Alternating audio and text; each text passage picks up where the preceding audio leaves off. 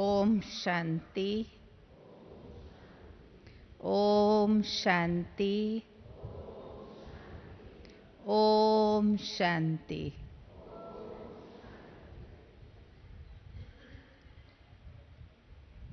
प्यारे प्यारे बाबा के भाग्यशाली विशेष मधुबन शांतिवन बाबा की सेवा में उपस्थित सभी भाग्यशाली आत्माएं, अभी हम सभी बाबा की याद में गीत सुन रहे थे कि भगवान ने हम सभी सौभाग्यशाली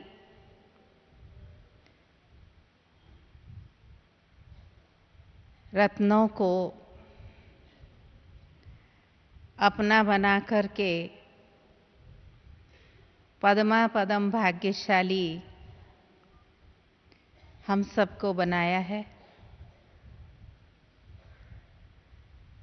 हम सब आत्माओं का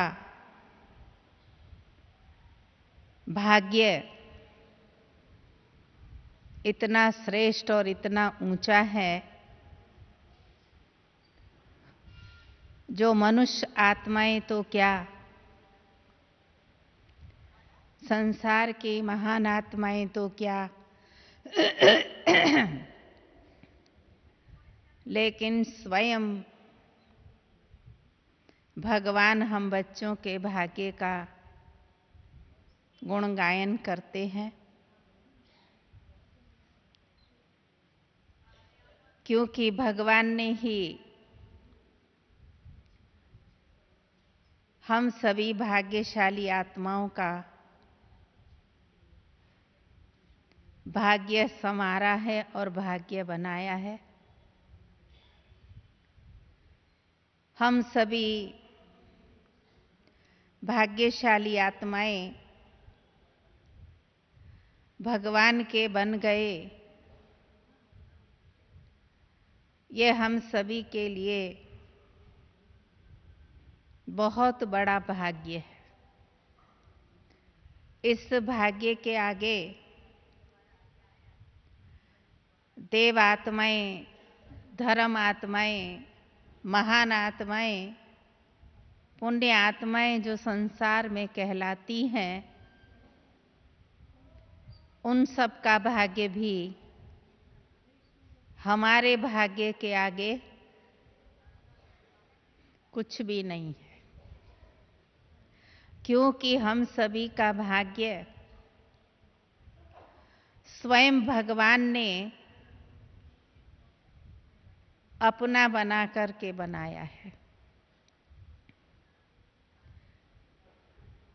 जब भी बाबा आता है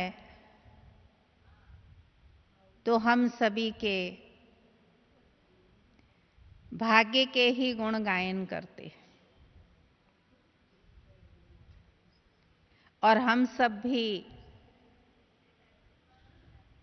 अपने भाग्य के गुण भगवान से सुनकर उस खुशी में और नशे में आ जाते हैं। और ये खुशी और नशा हम बच्चों से श्रेष्ठ कार्य, पुण्य कार्य करा लेता है।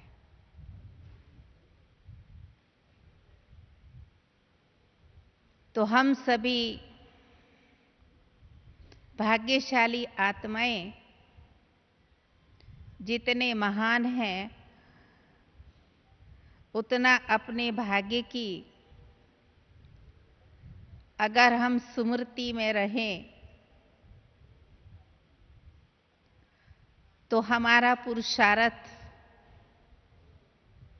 कोई भी मुश्किल नहीं है। हम सबको पुरुषार्थ भी सहज लगता है। मनुष्य जीवन के अंदर मनुष्य को क्या चाहिए? भाग्य ही चाहिए। और हमारा भाग्य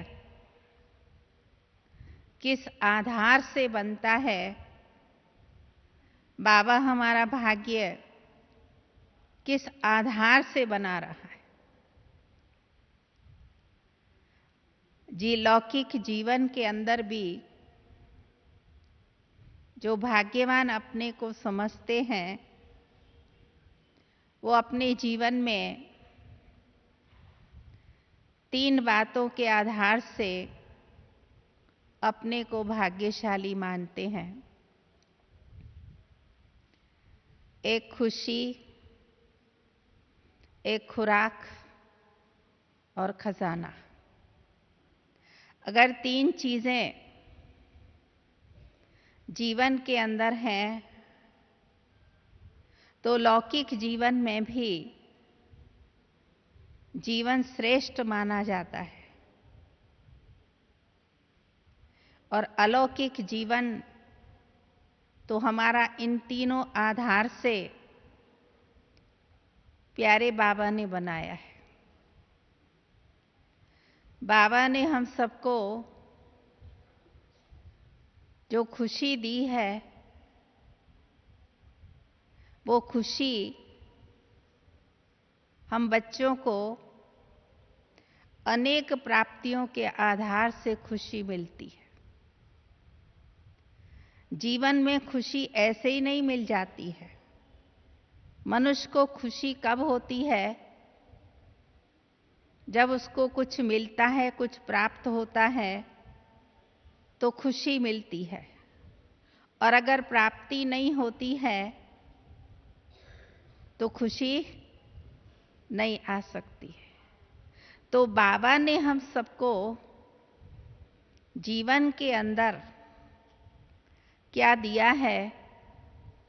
बाबा हमेशा हम बच्चों को कहते हैं कि बच्चे, तुम अपनी प्राप्तियों की लिस्ट बनाओ। कि बाबा से हम बच्चों को क्या प्राप्तियां हुई है। हम भगवान के बने हैं, तो भगवान के बनने से हमें क्या क्या मिला है? अगर देखें तो बाबा ने हम सबके जीवन में क्या नहीं दिया है? अनेक प्रकार की प्राप्तियां बाबा ने हम सबको कराई हैं। चाहे स्थूल है, चाहे सूक्ष्म है, बाबा ने हम सबको अनेक प्रकार की प्राप्तियां कराई हैं। लौकिक जीवन के अंदर भी मनुष्य कहते हैं कि मनुष्य जीवन के अंदर मनुष्य को क्या चाहिए? है? कहते हैं रोटी मिले, कपड़ा मिले, मकान मिले, संबंधों में सुख मिले, तो सब कुछ मिल गया।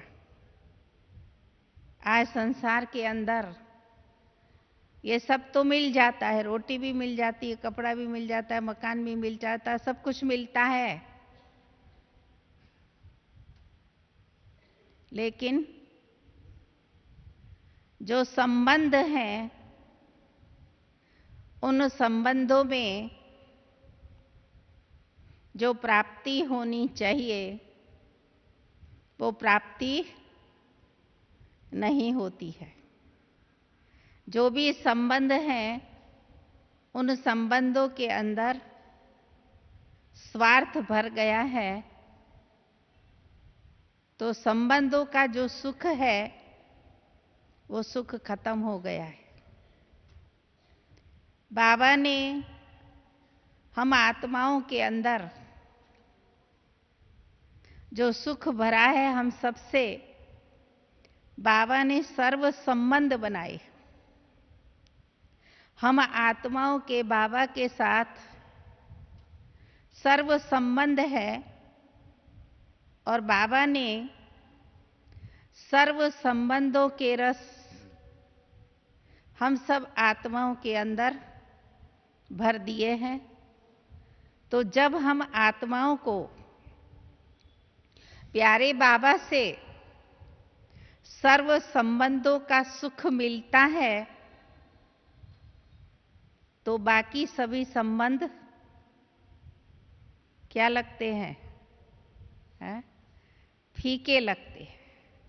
उन संबंधों की प्राप्ति के पीछे हम आत्माएं भागती नहीं हैं, क्योंकि मनुष्य आत्मा अप्राप्ति होती है तो प्राप्ति के लिए भागती है, और अप्राप्ति नहीं है तो वो भागेगी नहीं। तो बाबा ने हम बच्चों के अंदर हर एक प्रकार की प्राप्ति भरी है। हर एक प्रकार का बाबा ने हम बच्चों को खजाना दिया है, गुणों का खजाना दिया है, शक्तियों का खजाना दिया है। अनेक प्रकार के खजाने बाबा ने हम बच्चों के आगे रखे हैं। कितने खजाने? योग का खजाना है, शक्तियों का खजाना है, ज्ञान का खजाना है, और साथ साथ पुण्य का खजाना है। हम आत्माओं को बाबा ने इतना पुण्य आत्मा बना दिया, श्रेष्ठ आत्मा बना दिया, महान आत्मा बना दिया। आज संसार की नजरों के अंदर बाबा ने हम बच्चों को कितना ऊंचा स्थान दिया। हम सभी भले सोचते हैं कि हम साधारण आत्माएं हैं, लेकिन वास्तव में हम सभी साधारण नहीं, लेकिन असाधारण आत्माएं हैं, महान आत्माएं हैं। महान आत्मा किसको कहा जाता है? वो बाबा ने हम बच्चों को सारी डेफिनेशन सुनाई कि महान आत्मा किसको, पुण्य आत्मा किसको कहा जाता है। तो बाबा के हम बच्चे महान आत्माएं, श्रेष्ठ आत्माएं, पुण्य आत्माएं हैं। तो हम सबका भाग्य किसने रचा है? भगवान ने रचा है। अपना बनाकर के बाबा ने हम सबको भाग्य दिया है, और बाबा ने इस संसार के अंदर हम सब आत्माओं को कौन सी स्टेज पर बिठाया है? जो स्टेज कोई भी धर्म आत्माएं या जो भी संसार में अपने को महान समझते हैं, उनको प्राप्त नहीं होती है। हम सभी आज प्यारे बाबा के दिल के तख्त पर बैठे हुए। तब बाबा हम बच्चों को क्या कहता है कि तुम सभी मेरी दिल तख्त नशीन आत्मा हो। बाबा जब हम आत्माओं को एक एक टाइटल देते, एक एक स्वमान देते, तो हम सब मनुष्य आत्माएं, बाबा के बच्चे, उन टाइटलों को सुनकर के कितना खुशी में नाचते हैं। बाबा हम बच्चों को स्वमान भी देता तो साथ साथ वरदान भी देता है। बाबा हम बच्चों को वरदानों से पाल रहा है।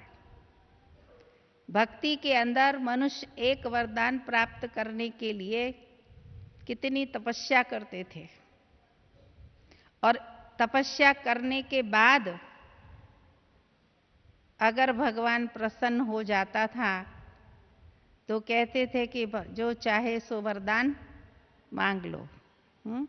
तो एक वरदान या दो वरदान मांगते थे, और बाबा हम बच्चों को क्या करते हैं? एक या दो वरदान नहीं देते, लेकिन बाबा हम बच्चों को अनेक वरदानों से पाल रहा है। वरदान नहीं, लेकिन वरदानों से बाबा हम बच्चों को पाल रहा है। रोज हम बच्चों को बाबा अनेक वरदान देते हैं। हम वरदानों में पल रहे वरदानी आत्माएं हैं, तो हम वरदानी आत्माओं का भाग्य बाबा रोज सिमरन करता है। अमृत वेले से बाबा कहते, बच्चे अपने वरदान को, भाग्य को क्या करो, सिमरन करो। और जितना हम अपने भाग्य का सिमरन करते हैं, जितना बाबा से हम बच्चों को जो प्राप्ति हुई है उस प्राप्ति का सिमरन करते हैं, उतनी हम आत्माओं को क्या मिलती है, खुशी मिलती है। और खुशी जितनी हम आत्माओं को मिलती है, उस खुशी के आधार से हमारा जीवन क्या बन गया है, सरल बन गया है। बाबा ने हम सबका जीवन कितना सरल और स्मूथ बना दिया है। आज जीवन तो हम सभी जी रहे हैं, लेकिन जीवन के अंदर खुशी होने के कारण हम कैसे सहज रीति से चल रहे हैं। दुनिया वाले आज हम सबके जीवन को देखकर, हमारी धारणाओं को देखकर लोग कहते हैं, आप कैसे चलते हैं, आपकी जीवन की धारणाएं तो बहुत कठिन है, मुश्किल है, हम नहीं कर सकते। लेकिन हम बाबा के बच्चे क्या करते हैं, है? हमें कोई बात मुश्किल लगती है? हम सबको जो भी बातें हैं वो क्या लगती हैं, सहज लगती है। सहज क्यों लगती है? क्योंकि एक तो बाबा ने हम बच्चों को हर बात सहज करके समझाई, इसीलिए सहज लगती है।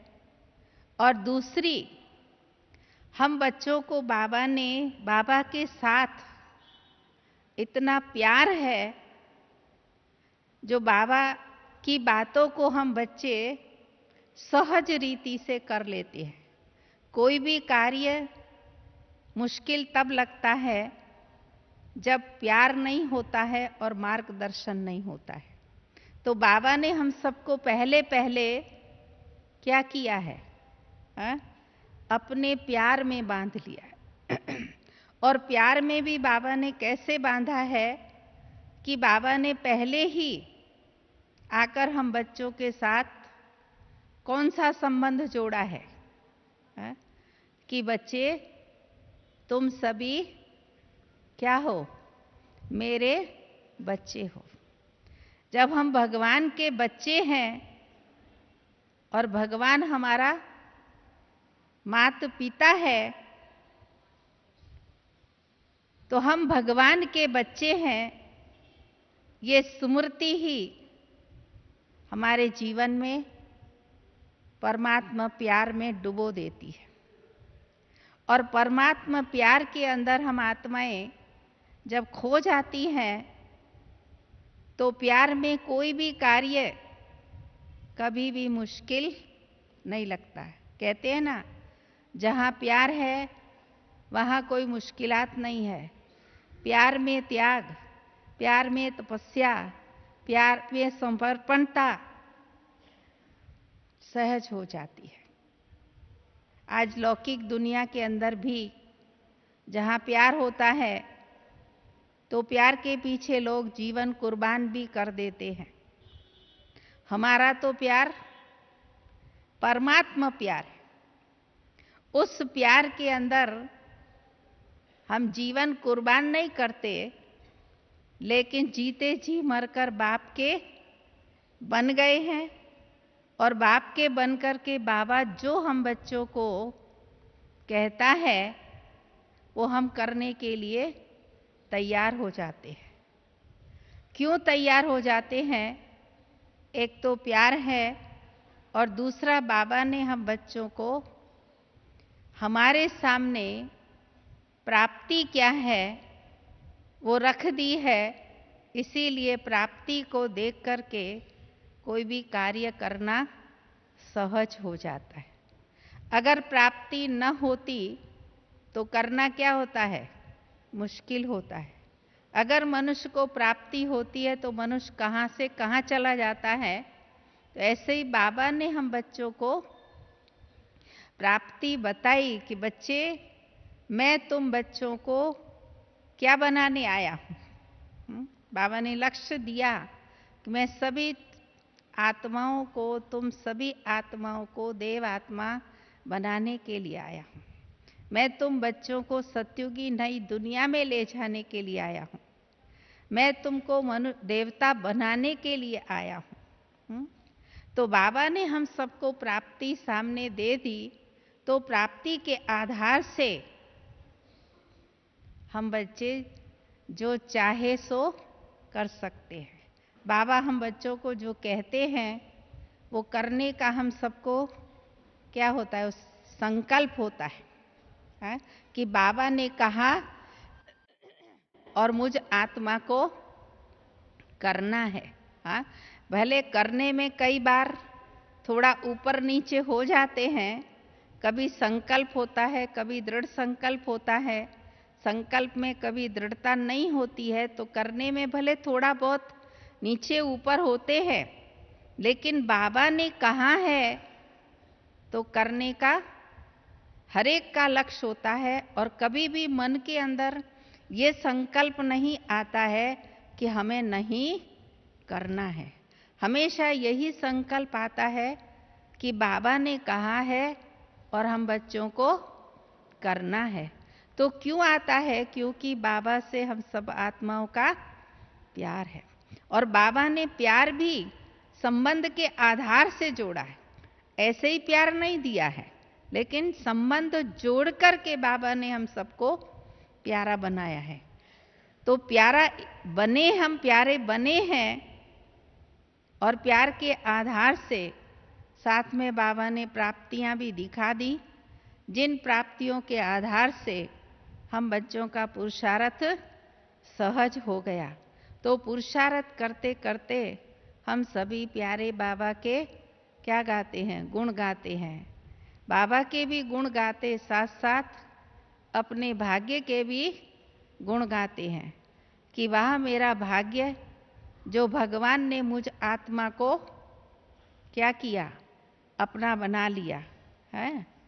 और अपना बना करके विशेष वो एक गीत हमेशा हम सुनते हैं, याद आता है कि भगवान के तो बने, लेकिन भगवान ने मुझ आत्मा को चुना, और चुन करके अपने कार्य के लिए मुझ आत्मा को बाबा ने चुन लिया है। तो हम कितने महान आत्माएं हैं, कितने भाग्यवान आत्माएं हैं, जो बाबा ने कोटों में कोऊ, कोऊ में से भी कोऊ में से निकाल करके मुझ आत्मा को अपना बनाया, और अपना बना करके साथ साथ क्या किया? बाबा ने हम सबको अपने कार्य में भी सहभागी बनाया है। तो कार्य में सहभागी बने, भगवान ने मुझे चुना, ये हमें इतनी खुशी देती है। और इसी के आधार से हम अपने भाग्य का भी सिमरन करते हैं। तो भाग्य बाबा ने प्राप्ति के आधार से बनाया, और प्राप्ति के आधार से ही हमारे जीवन में खुशी भी आई है। और साथ साथ बाबा ने हम बच्चों को ज्ञान का खजाना कितना दिया है। रोज बाबा की मुरली हम सभी सुनते हैं, बाबा हम बच्चों को कितना खजाना देता है। बाबा कई बार कहते हैं कि बच्चे, मैं तुम बच्चों को ज्ञान रत्नों की थालियां भर भर के देता हूं, जो एक एक रतन क्या है? लाखों रुपए का है। एक रतन की वैल्यू लाखों रुपए है। और बाबा हम बच्चों को रोज कितने रतन देता है? अगर हम उन रत्नों को गिनती करें तो कितने हो जाएंगे? अनेक रतन बाबा देते हैं रोज। इसीलिए तो कहा कि एक रतन से पद्मा पद्म पति बन जाते हैं। पद्मों की कमाई होती है, तो पद्मों की कमाई बाबा हम बच्चों की करा रहा है। तो बाबा हम बच्चों को ज्ञान के खजाने से भरपूर किया, हर प्रकार की बाबा हम बच्चों को समझ देता है। तो समझ के आधार से हम आत्माएं कितना श्रेष्ठ बन रही हैं। तो ज्ञान का खजाना भी दिया। अभी बाबा की एक मुरली चली थी 4-5 दिन पहले।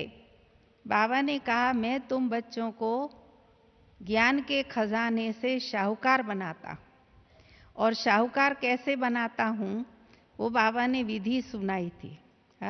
जैसे बाबा ने कहा, कहते हैं कि एक के साथ एक बिंदी लगाओ तो 10 होता है, और 10 के साथ 2 बिंदी लगाओ तो 100 होता है, 100 के साथ एक बिंदी और लगाओ तो 1000 होता है। बाबा ने कहा, ऐसे बिंदी लगाते जाओ तो क्या होगा, है कितना बढ़ता जाएगा। ऐसे बाबा ने कहा कि बच्चे, तुम बच्चे भी अगर बिंदी लगाते जाओ तो तुम कितने शाहूकार बन जाएंगे। और बिंदी के लिए भी बाबा ने कहा कि तुम आत्मा भी बिंदी हो। तो बिंदी कैसे लगानी है कि स्वयं को आत्मा समझ, मैं आत्मा बिंदी और मैं आत्मा बिंदी परमपिता परमात्मा बिंदी की संतान हूं, और साथ में ये ड्रामा भी बिंदी है। और इस ड्रामा की बिंदी को लगाएंगे, ये तीनों बिंदी की अगर स्मृति रखेंगे तो तुम बच्चे बहुत बहुत बहुत क्या बन जाएंगे, शाहूकार बन जाएंगे। तो हम सभी कई बार स्वयं को आत्मा समझ करके बिंदी लगाते हैं, साथ साथ बिंदु परमात्मा को भी याद करते हैं, साथ में ड्रामा भी याद रहता है। लेकिन ड्रामा याद करते करते कभी कभी ड्रामा क्या हो जाता है, भूल जाता है। और जब ड्रामा भूल जाता है तो फिर क्या होता है, जो 2 बिंदी आगे की है वो भूल जाती है। अगर ड्रामा बिंदी याद रहे तो वो 2 बिंदी भी याद रहेगी। तो ड्रामा बिंदी नहीं लगती है, ड्रामा की बिंदी लगानी बाबा ने कहा कि बीती को कभी भी स्मृति में नहीं लाना है।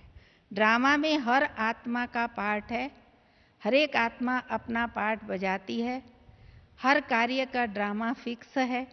तो बाबा ने हम बच्चों को ड्रामा का ज्ञान देकर, अगर ड्रामा का ज्ञान हमारी बुद्धि के अंदर नहीं है तो हम अपने स्वमान में नहीं रह सकते, और जब तक स्वमान में नहीं रहेंगे तब तक हम आत्मा को प्राप्ति नहीं हो सकती है। तो बाबा ने कहा कि बच्चे, ये तीनों बिंदियां सदैव याद रखो तो तुम्हारे पास ज्ञान का खजाना बहुत भरपूर होता जाएगा, और तुम आत्माएं बहुत बहुत बहुत क्या बन जाएंगी, शाहूकार बन जाएंगे। और तीसरी बात आती है खुराक। और बाबा ने हम बच्चों को खुराक भी कौन सी दी है, ज्ञान के साथ साथ योग के आधार से हम अपने जीवन के अंदर शक्तियां लाते हैं। जैसे खुराक है, खुराक खाने से शक्ति प्राप्त होती है, ऐसे ही बाबा ने कहा जीवन में आत्मक शक्ति लाने के लिए हमें क्या चाहिए, पावरफुल योग चाहिए। हमारा योग इतना वंडरफुल है जिसके आधार से हम आत्माएं अपने जीवन के अंदर अनेक प्रकार की शक्तियां प्राप्त करते हैं।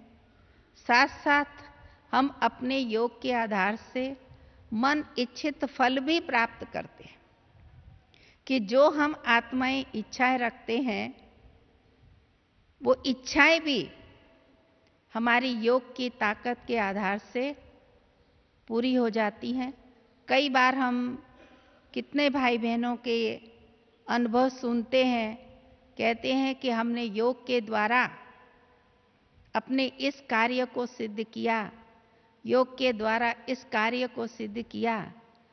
योग की शक्ति अनेक कार्यों को सिद्ध करती है।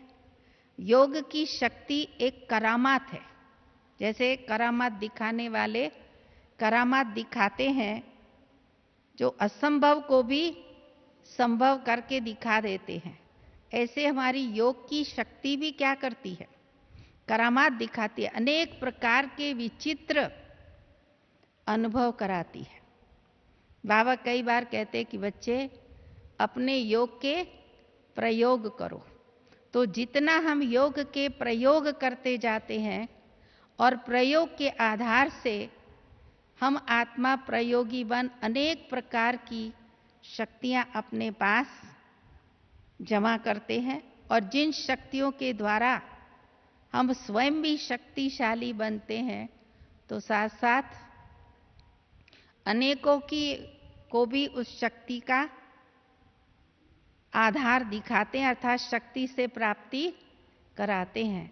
तो बाबा ने हम बच्चों को विशेष अनेक प्रकार की शक्तियां देकर शक्तिशाली बनाया है। आज बाबा जब सोमान देते हैं तो एक शक्ति नहीं, अनेक शक्तियां। कहते हैं मास्टर सर्वशक्तिवान, सर्वशक्तिवान के बच्चे हम सभी क्या हैं? मास्टर सर्वशक्तिवान है। तो अनेक शक्तियां बाबा ने हम बच्चों को दी हैं, जिन शक्तियों के आधार से हम सबका ये जीवन चल रहा है, और जीवन को चलाते चलाते शक्तियों से भरपूर होते हम आत्मा अभी श्रेष्ठ बनती जा रही है। तो हम सभी अपने भाग्य के जितने गुणगान करना चाहे उतने कम है। बाबा कभी कहते हैं कि बच्चे सदैव अपने भाग्य का गुणगान करो, वहारे मैं। तो वहारे मैं क्या हूं? वहारे मैं स्मृति में आया तो वहारे मैं भगवान का बच्चा हूं। और भगवान का बच्चा क्या है? जो भगवान ने मुझे अपना बनाकर अपने दिल तख्त पर बिठाया है, और हम बाबा के दिल तख्त पर बैठे हैं। हमारा स्थान भगवान ने कौन सा रखा? दिल तख्त। तो भगवान के दिल तख्त पर कौन बैठेगा? कभी सोचे हैं कि भगवान के दिल तख्त पर बैठने के लिए क्या करना होगा? दिल तख्त पर किसको स्थान मिलेगा? वैसे भी जब तख्त पर बैठते हैं तो तख्त पर ऐसे ही नहीं बैठ जाते। तख्त पर जब बिठाते हैं तो पहले तिलक लगाते हैं और साथ साथ ताज भी पहनाते हैं। तिलक और ताज पहनाते हैं और दोनों पहना करके फिर तख्त पर बिठाया जाता है। तो ऐसे ही हम बाबा के बच्चे बाप के दिल तख्त पर बैठने के लिए हमें क्या चाहिए? तिलक और ताज चाहिए। तो तिलक कौन सा देना है और ताज कौन सा? तिलक है स्मृति का तिलक, जो बाबा ने हम बच्चों को स्मृति दी।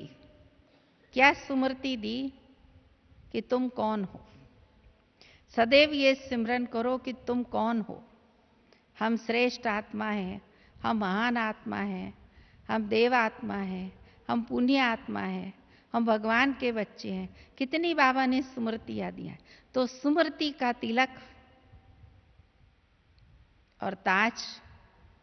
और ताज भी कौन सा? बाबा ने कहा मैं तुम बच्चों को डबल ताजधारी बनाता हूं।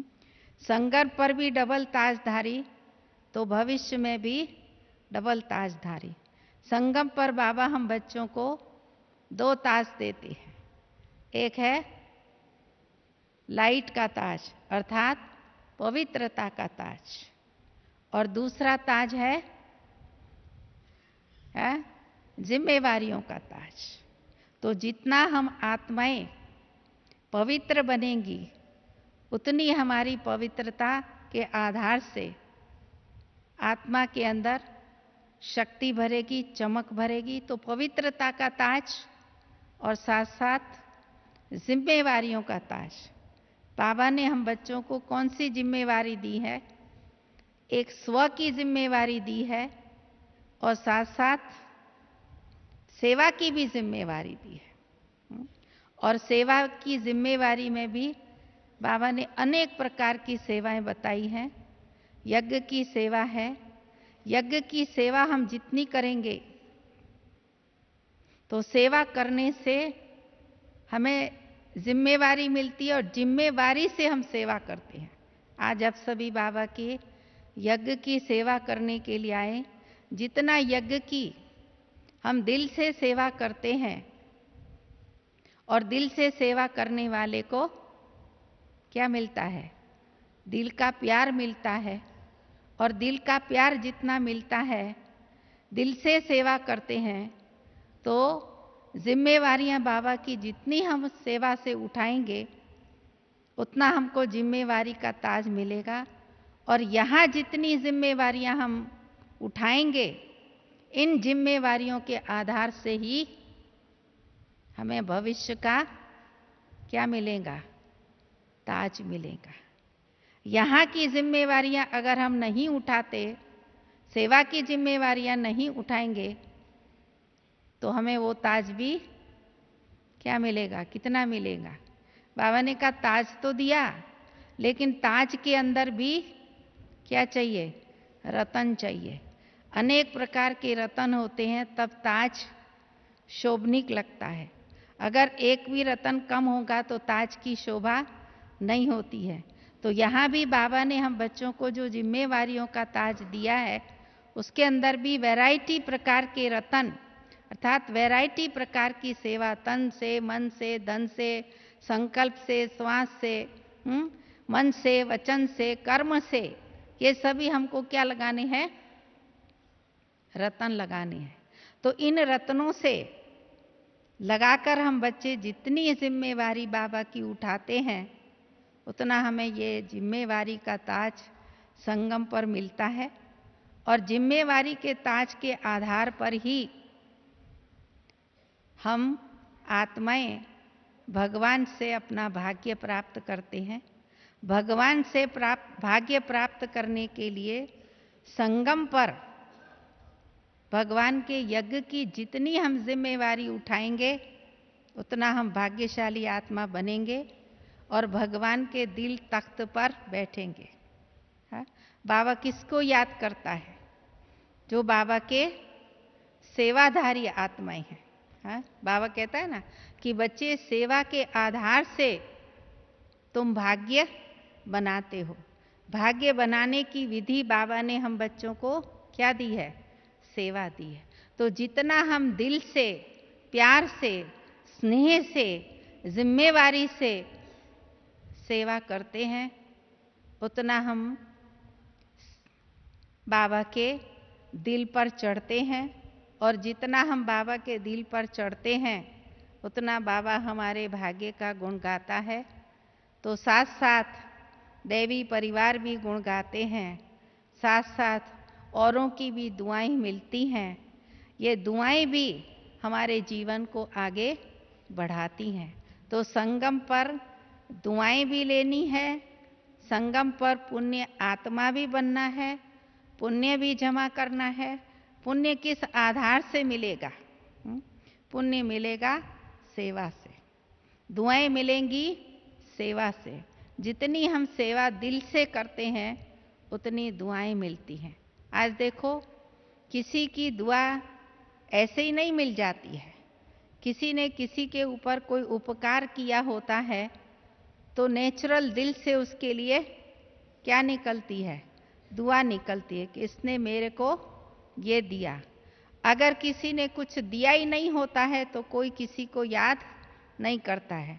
जैसे देखो, कोई बीमार होता है तो डॉक्टर उसको ठीक कर देता है, असंभव बीमारी होती है तो संभव कर देता है। तो सदैव उसको याद करते, मेरे को उसने जीवदान दिया, मेरा ये ठीक किया, मेरे ऊपर ये उपकार किया, उसका ही सिमरन करता है। तो ऐसे ही दुआएं उनको मिलती हैं जो दूसरों की सेवा करते हैं, दूसरों को कुछ देते हैं। अगर कोई किसी को कुछ देगा नहीं तो कैसे दुआएं मिलेंगी?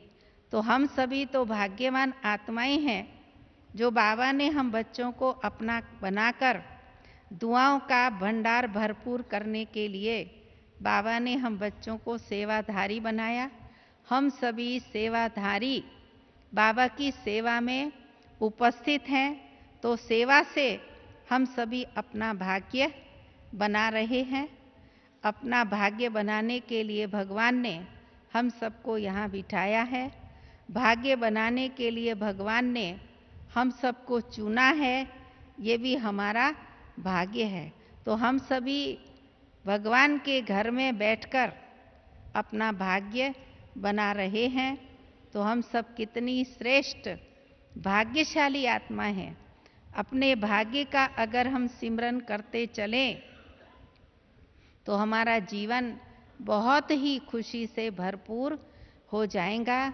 तो बाबा को हम बच्चे कितना ना थैंक्स दे, हाँ, रोज बाबा को थैंक्स देते हैं ना, और बाबा का कितना ना शुक्रिया अदा करें कि बाबा ने हमको अपना बनाकर हम सब आत्माओं को भाग्यशाली बनाया है।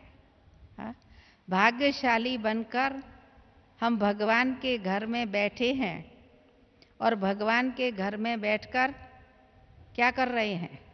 भगवान के घर की सेवा कर रहे हैं। देखो, भगवान के पास बैठना, भगवान के घर में बैठना और भगवान के घर की सेवा करना, ये कितना ऊंचा भाग्य है। ये भाग्य किसको मिल सकता है? भगवान के घर की, भगवान के यज्ञ की, जो भगवान ने यज्ञ रचा है, उस यज्ञ की हम सभी सेवा कर रहे हैं। ये सेवा का गोल्डन चांस मुझ आत्मा को मिला है, ये मेरा कितना बड़ा सौभाग्य है। तो सौभाग्य को सदैव अगर हम सिमरन करते चलें तो सिमरन करने से ही हमारा भाग्य बनता जाएगा। तो बाबा हम सबका भाग्य बनाने के लिए आया है और भाग्य बना रहा है। हम अपना तो भाग्य बना ही रहे हैं, लेकिन साथ साथ बाबा ने हम सबको कहा कि बच्चे अपना भाग्य भी बनाओ और दूसरों का भी भाग्य बनाओ। हाँ, खाली खुद का नहीं बनाना है, लेकिन साथ साथ औरों का भी भाग्य बनाना है। जब औरों का भाग्य बनाएंगे तभी हमारा भाग्य जमा होगा। सिर्फ अपना बना लिया, अपना खा लिया और अगर दूसरों को नहीं दिया तो जमा कैसे होगा? तो जमा करने के लिए स्वयं का भी बनाना है, तो साथ साथ दूसरों का भी बनाना है। तो दूसरों का बनाने की विधि भी बाबा ने हम बच्चों को अनेक प्रकार की सुनाई है कि बच्चे ऐसे भाग्य बनाओ, ऐसे सेवा करो। सेवा से ही भाग्य बनेगा। सेवा भी बाबा ने हम बच्चों को अनेक प्रकार की दी है।